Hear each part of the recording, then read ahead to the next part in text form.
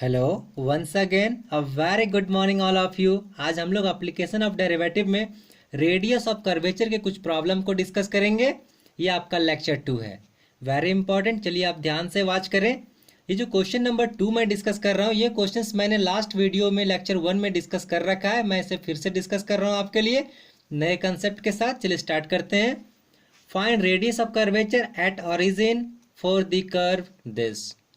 dy by D का मतलब क्या होता है y1, d2y by D square का मतलब y2, और फॉर्मूला इंडिकेट कर दूंगा नीचे। ठीक है, चलिए क्या करते हैं। सबसे अच्छा फॉर्मूला पहले देख ही लीजिए। फॉर्मूला होता है 1 प्लस वाई1 का square bracket 3/2 by y2। y1 का मतलब dy बाई डी और y2 का मतलब d2y बाई डी स्क्वायर। मतलब हमें दो बार डिफ्रेंशिएट करना है गिवन कर्व को। तो चलिए करते हैं।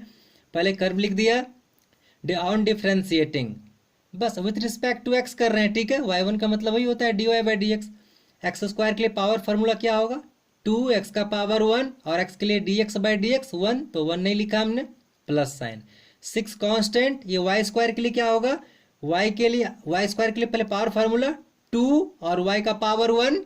ठीक है, मतलब इस पावर का कर लिया डेरिवेटिव 2y। अब y का dy बाई डी जिसे y1 बोल रहे हैं हम लोग। ठीक है, हो गया, प्लस साइन प्लस 2 अपने जगह पर 2, x का डेरिवेटिव dx बटा dx जो 1 हो गया, माइनस y का डेरिवेटिव dy बाई डी जिसे y1 लिख रहे हैं। ठीक है, ये काम हो गया। इक्वेशन 1 बना दिया।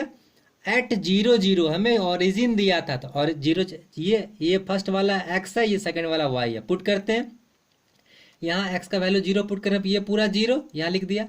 यहाँ y की जगह 0 पुट करोगे तो ये पूरा 0, ये 0 हो गया। 2 अपने जगह पर देखिए, माइनस y1 अपने जगह पर, इधर तो 0। ठीक है, अब हमें y1 निकालिए। यहाँ से क्या मिल रहा है, y1 इक्वल टू 2 मिल गया। ठीक है, अब अगेन ऑन डिफ्रेंशिएटिंग 1, इस 1 इक्वेशन को एक बार फिर से डिफ्रेंशिएट करते हैं, क्योंकि हमें डबल डेरिवेटिव तक पहुंचना है। तो चलिए 2 अपने जगह पर, x का डेरिवेटिव dx बाई डी 1। ठीक है, x के रिस्पेक्ट में कर रहे हैं डिफ्रेंशिएशन। 6 दूना 12 हो गया। यहाँ ध्यान से देखिए, u into v rule, product rule use होगा। ठीक है, तो सबसे पहले u को लिखते हैं, उसमें v को डिफ्रेंशिएट करते हैं, फिर v को लिखते हैं, u को डिफ्रेंशिएट करते हैं। तो u हमारा y है और v है y1। तो पहले u को लिख रहा हूं, y को लिख दिया। अब v को डिफ्रेंशिएट किया तो y1 का डेरिवेटिव क्या होगा y2, तो y2 लिख दिया। ठीक है, प्लस साइन। अब v को लिख रहा हूं, v क्या है y1, तो y1 लिख दिया। अब u का डेरिवेटिव, u क्या है y, तो y का derivative y1 dy by D तो y1 लिख दिया। यहाँ पे काम खत्म। ठीक है, अब ये 2 अकेले सिर्फ कांस्टेंट है, तो इसका साथ में कोई वेरिएबल नहीं, तो इसका डेरिवेटिव 0, और फिर माइनस साइन y1 का डेरिवेटिव y2 और 0 का डेरिवेटिव 0। अब यहाँ से चलिए फिर से एट 0 0 0 पुट करते हैं हम लोग। x का वैल्यू 0, y का वैल्यू 0, इसमें 2 में क्या मिलता है, ये 2 तो अपने जगह पर रह गया, 12 भी अपने जगह पर इन ब्रैकेट में। यहाँ देखिए y है, इसका वैल्यू 0 पुट करने पे ये दोनों 0 बन जाएगा, 0 हो गया। y1 का वैल्यू देखिए, पिछले आपको 2 दिया हुआ है ना, तो 2 यहाँ से उठा लीजिए और यहाँ से भी 2 लिख दीजिए। ठीक है, ब्रैकेट क्लोज, ये 0 खत्म, y2 यहाँ। ठीक है, अब y2 को दूसरे साइड भेज लीजिए, यहाँ कैलकुलेशन कीजिए। यहाँ के 2 और 12 चौके 48, 48 और 2 कितना हो गया 50, तो y2 का वैल्यू 50 आ गया। ठीक है, अब आइए now formula rho equal to 1 plus y1 square to whole to the power 3/2 और डिवाइडेड बाय y2 एट 0 0। तो 0 0 पे हमने वैल्यू निकाल लिया है y1 y2 का। पुट करते हैं y1 के जगह 1 अपने जगह पर, देखिए y1 का स्क्वायर 2 का स्क्वायर करेंगे तो क्या मिलेगा, डायरेक्ट 4 मिल जाएगा, लिख दिया, और पावर 3/2। ठीक है, और नीचे y2 का वैल्यू क्या है 50, तो 50 लिख दिया गया। अब बताइए यहाँ 5 का पावर 3/2 होगा, बिल्कुल होगा। और 3/2 का क्या मतलब है 1 प्लस 1/2, तो 5 का पावर 1 5 हो गया, और पावर 1/2 का मतलब रूट होता है, तो रूट 5 हो गया। और नीचे 50 को लिख सकते हैं 5 गुना 2 गुना 5, 5 दूना 10, 10 पचे 50। क्यों लिखा है जस्ट पता चलेगा, एक 5 से एक 5 कैंसिल, और ये रूट 5 से इसमें ये नीचे वाला 5 कैंसिल होगा तो यहाँ रूट आ जाएगा। तो ये 5 तो पहले कैंसिल हो चुका था, और इससे एक रूट यहाँ लगा दिए, तो 2√5 हो गया नीचे। ठीक है, आंसर बन गया। ये क्वेश्चन लास्ट वीडियो में डिस्कस हो चुका है, फिर भी मैंने डिस्कस किया। चलिए question number 3, very important. Find radius of curvature for the curve y equal to 4 sin x minus sine 2x at x equal to π/2। Point given है आपको। चलिए स्टार्ट करें। Given y equal to 4 sine x minus sine 2x। अब differentiate करते हैं, 2 बार करना है, तो y1 क्या होगा, 4 अपने जगह पर, y1 मतलब dy बाई डी एक्स, 4 अपने जगह पर। साइन का डेरिवेटिव क्या होता है, पावर तो 1 है तो पावर फार्मूला नहीं यूज करेंगे। साइन का डेरिवेटिव कॉस, कॉस लिख दिया, एंगल जो भी है वो कॉपी पेस्ट, और x का डेरिवेटिव dx बटा dx जो 1 हो गया, ठीक है, माइनस साइन माइनस। फिर साइन, साइन का डेरिवेटिव क्या होगा, कॉस, एंगल जो भी है वो कॉपी पेस्ट, ठीक है। अब 2x के लिए 2 कांस्टेंट और x का डेरिवेटिव dx बटा dx जो 1 होगा, तो नहीं लिखा, ठीक है, काम खत्म, इक्वेशन 1। एक बार y2 भी इसी से निकाल लीजिए, बाद में वैल्यू पुट करेंगे हम लोग। y2 इसी से निकाल लिए, क्या हो गया, 4 अपने जगह पर, cos का डेरिवेटिव माइनस साइन, तो माइनस इधर लिख दिया, और x का डेरिवेटिव 1 dx बटा dx, तो वो नहीं लिखा है इस बार, वो लिखने से कोई फायदा है नहीं, तो -4 साइन x हो गया, प्लस साइन, प्लस क्यों आया पता चलेगा, ये वाला 2 पहले कर दिया है मैंने, ठीक है। अच्छा, cos का डेरिवेटिव माइनस साइन, और ये माइनस मिलके हो गया प्लस, ठीक है। तो जो भी एंगल है वो यहाँ कॉपी पेस्ट, ठीक है। अब इस 2x के लिए 2 और x का डेरिवेटिव dx बटा dx जो 1 होता, जो मैंने नहीं लिखा, कोई प्रॉब्लम नहीं, तो ये डेरिवेशन हो गया, ठीक है, डेरिवेटिव डिफरेंशिएशन कर लिया 2। अब आइए, at x equal to pi by 2 given था, तो पुट करते हैं x का वैल्यू पाई बाई 2, चलिए पहले y1 में, cos पाई बाई 2 0, तो 4 इंटू 0 खत्म, माइनस साइन, ये 2 पहले लिख लिया गया। अब यहाँ x का जगह पाई बाई 2 पुट करना है, cos 2, x का जगह पाई बाई 2, ये 2 और 2 कैंसिल, cos पाई का वैल्यू होता है -1, और यहाँ माइनस पहले से है, ठीक है, -2 और इधर -1, तो मिलके +2 हो गया। अब y2 में भी पुट कर लीजिए यही चीज, तो y2 ये वाला है, -4 साइन पाई बाई 2 कितना 1 होगा, तो 1 लिख लिया, ठीक है, प्लस साइन, यहाँ देखिए ये 2 और ये 2 मिलके इंटू में 4 हो गया, 4 लिख लिया, साइन अपने जगह पर, 2 अपने जगह पर, x का जगह पर पाई बाई 2, ये 2 और 2 कैंसिल, साइन पाई का वैल्यू 0, ये पूरा 0, तो क्या मिला -4, ठीक है, आपको समझ में आई ये बात।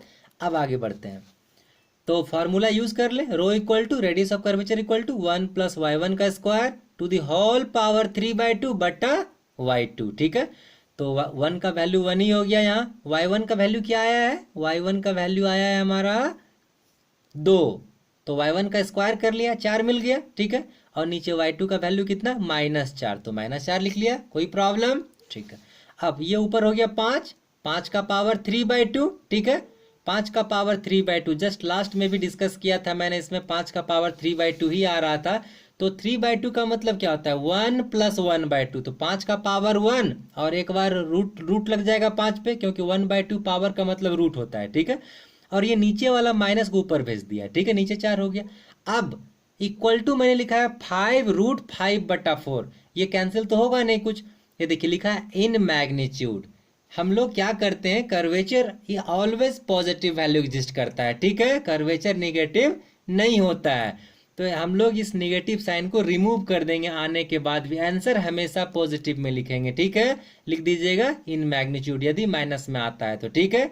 अगले क्वेश्चन में डिस्कस करते हैं, क्या है, फाइंड रेडियस ऑफ कर्वेचर, क्या है हमारा, of y² equal to 4ax at vertex, ये पैराबोला का इक्वेशन है, ठीक है, पैराबोला का इक्वेशन है ये, और वर्टेक्स पे हमारा x का वैल्यू 0 होता है, ये हमें पता है पहले से, ठीक है, ये क्वेश्चन में नहीं गिवन है, क्वेश्चन बस गिवन है find radius of curvature of y² equal to 4ax at vertex.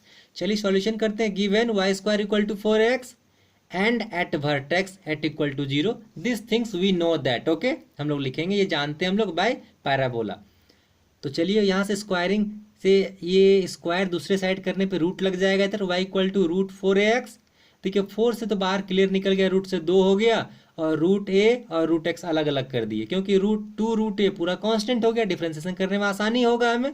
अब on differentiating with respect to x, y का डिफरेंशिएशन y1 या dy बाई dx, ये 2√a कांस्टेंट था तो अपने जगह पे छोड़ दिए। अब रूट का डेरिवेटिव मैंने आपको बताया है रूट का 1/2 रूट, तो 1/2 रूट, और जो भी यहाँ रूट के अंदर है वो कॉपी पेस्ट इनटू, अब x का वैल्यू क्या होगा, डिफरेंशिएशन dx बटा dx जो 1 हो गया, लिख दिए।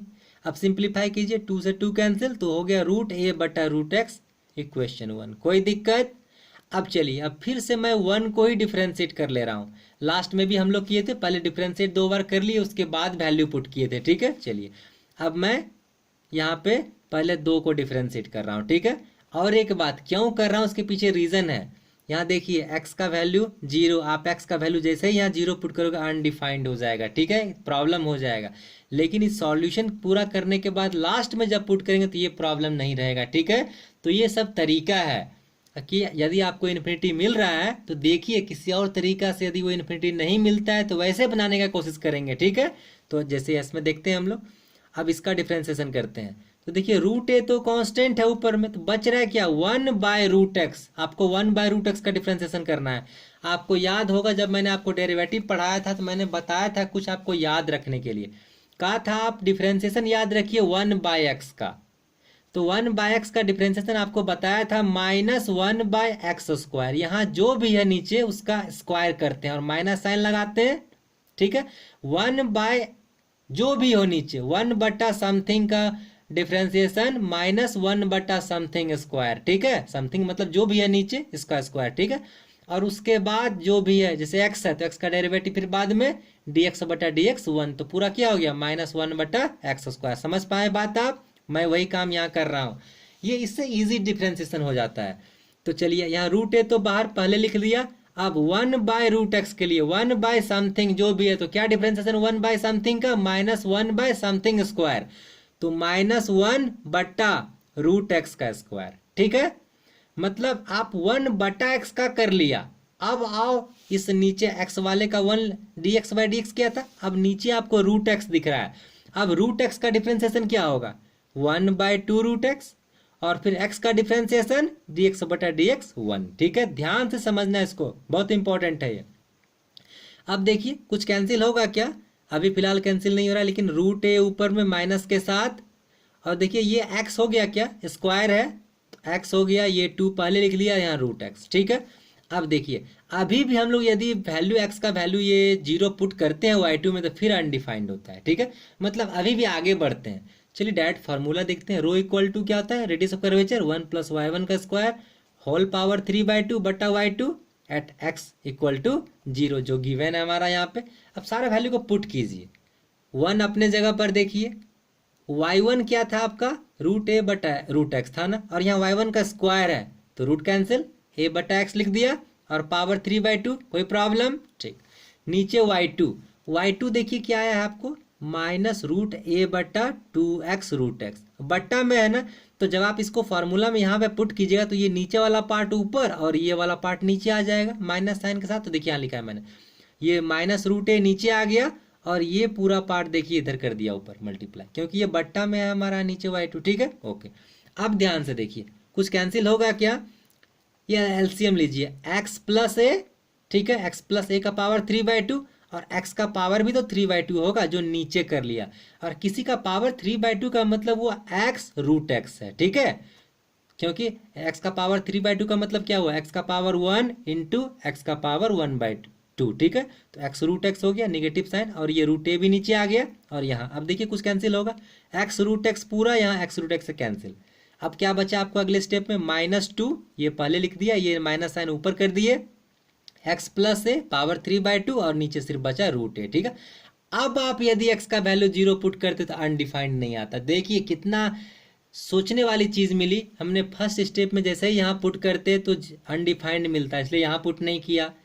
y2 में पुट करता तो फिर अनडिफाइंड मिलता, इसलिए यहाँ पुट नहीं किया। आगे जैसे ही बढ़ा तो वो हमारा जो प्रॉब्लम कर रहा था वो प्रॉब्लम खत्म हो गया, इसलिए हमने लास्ट में अब यहाँ जाके x का वैल्यू पुट कर रहे हैं 0। तो क्या मिला देखिए, तो -2, ये 0 खत्म हो गया, a और पावर 3/2 है तो a√a और नीचे √a फिर से, तो √a कैंसिल, होना चाहिए था -2a, लेकिन इन मैग्नीट्यूड, क्योंकि रेडियस का कर्वेचर हमेशा हम लोग पॉजिटिव लेंगे इसलिए प्लस में लिखा 2a, ठीक है, ये हो गया। ये आपका लास्ट क्वेश्चन, ये फर्स्ट नंबर क्वेश्चन लेक्चर 1 से लेने का बस यही मकसद था कि मैंने आपको बताया कि हम लोग 3 तरह से वैल्यू पुट कर रहे हैं। एक बार तो डिफरेंशिएट कर रहे हैं, उसी स्टेप में वैल्यू पुट कर दे रहे हैं जो गिवन है ओरिजिन का या जो भी था, फिर डिफरेंशिएट किए, फिर वैल्यू पुट किए। ये थर्ड नंबर क्वेश्चन में क्या किया, y1 y2 निकाल लिए, उसके बाद वैल्यू पुट किए, ठीक है। और यहाँ आपको बताया कि क्यों नहीं पुट किया मैंने यहाँ फर्स्ट में ये x का वैल्यू, क्योंकि अनडिफाइंड आ रहा था, यहाँ भी अनडिफाइंड आ रहा था, ठीक है, लेकिन लास्ट में अनडिफाइंड नहीं आया, हमारा एग्जिस्ट किया, ठीक है। तो यही मकसद था आपको बताने का।